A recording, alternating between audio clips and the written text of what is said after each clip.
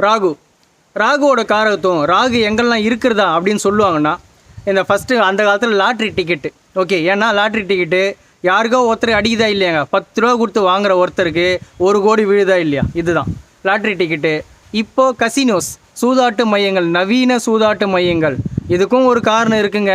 ஏன்னா ஒரே ஒரு டோக்கன் 50 ரூபாயோ இல்லை 500 ரூபாயோ கொடுத்து ஒரு டோக்கன் வாங்கி போய் ஒரு கேம் தான் விளையாடுவாங்க. மில்லியன்ஸில் பணம் வரும், லட்சத்தில் பணம் வரும்.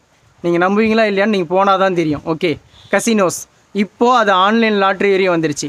இது எல்லாமே ராகு. இப்போது இதையே வேலையாக இருக்கிறாங்க பார்த்தியா, இதில் ஏதோ ஒன்றுத்தில் ஈடுபட்டுகிட்டே இருக்கிறவங்க ராகுவோட காரகத்துவம் பெற்ற மக்கள்னு அர்த்தம். எதர் பாசிட்டிவ் ஆர் நெகட்டிவ். தென் போதை வஸ்துக்கள், இதே மாதிரி போதை வஸ்து யூஸ் பண்ணுறவன் இல்லை விற்கிறவன், இவன் ராகுவோட டாமினேஷன் தான் இருப்பான். ஓகேங்களா? இப்போ ஏன் இவ்வளோ தூரம் சொல்கிறேன்னா, இவங்க மூலமாக தான் உங்களுக்கு நல்லதோ கெட்டதோ அந்த பர்டிகுலர் ராகு தசையிலையோ ராகு புக்தியிலையோ நடக்கும்.